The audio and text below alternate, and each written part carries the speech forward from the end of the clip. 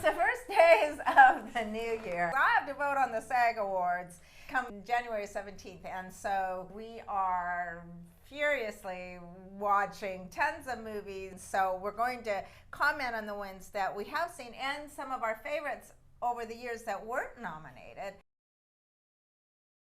Our next film that we're going to talk about is Once Upon a Time in Hollywood, Quentin Tarantino's film. I am going to let Rob tell you what it's about.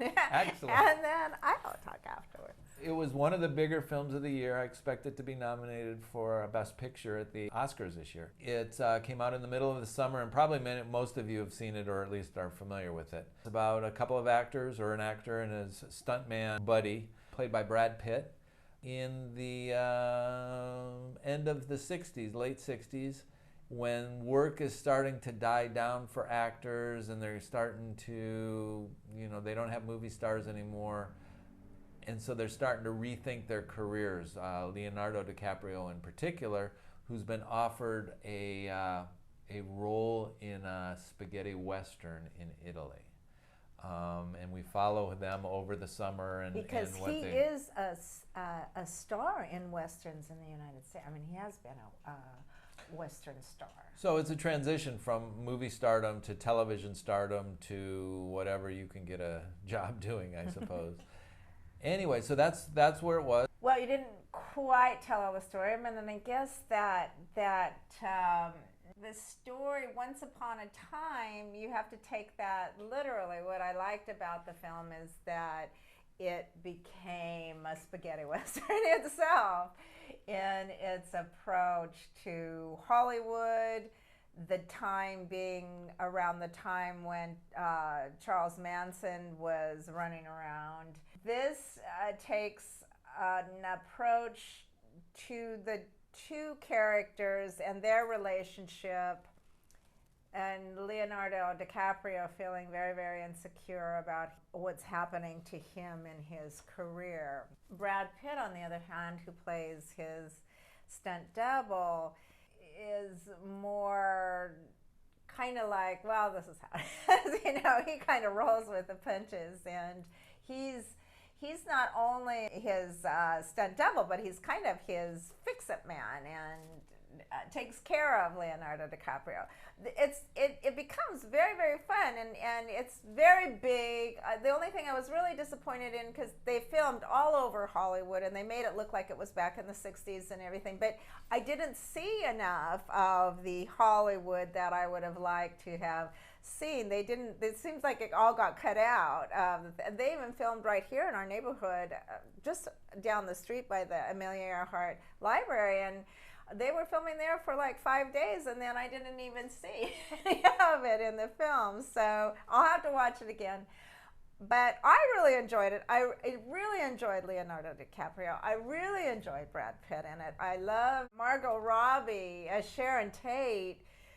She was really, really good. I liked everybody, and there's a lot of fun older, actors that we know really, really well pop in and out, and a great, some great stunts actually. So, and I don't remember if it was nominated for stunts for the SAG Awards yet, but DiCaprio was nominated, and so was Brad Pitt was nominated, and so I really like those nominations, but Robert didn't like it.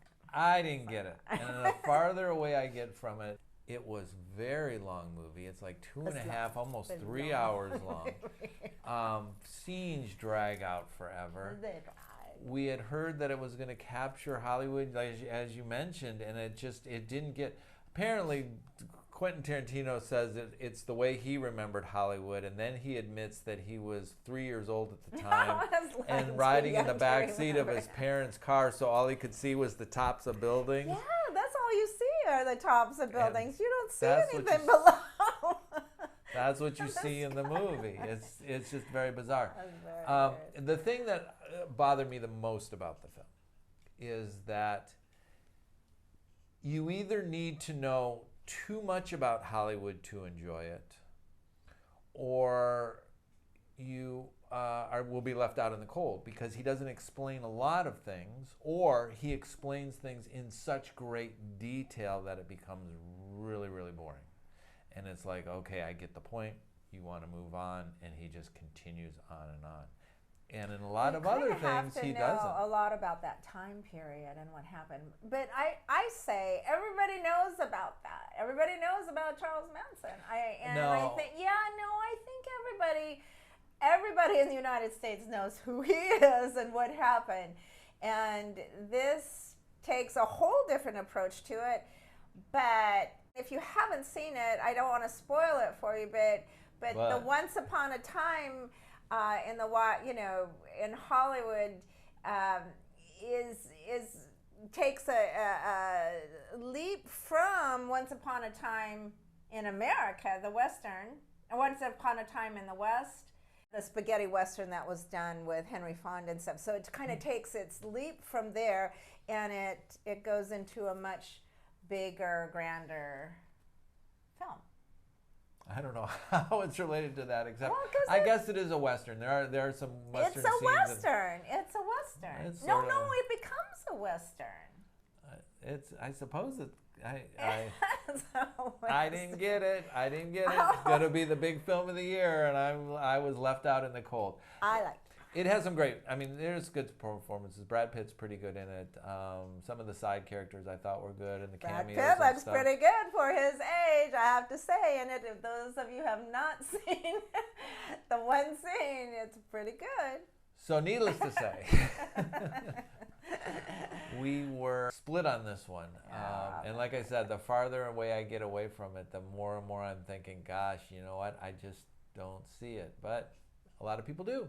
It's one of the top films of the year. Yeah, a lot of people like it, and it was nominated. I'm sure it's going to be nominated for Best Film. Now, whether it is Best Film, I don't know. Hollywood loves movies about making movies, and so I would say it's definitely one of the ones in the running. It has a lot of so you like that one? Yeah, So that was Midsummer, and then heading on from there, we saw one that Deb was actually really interested in.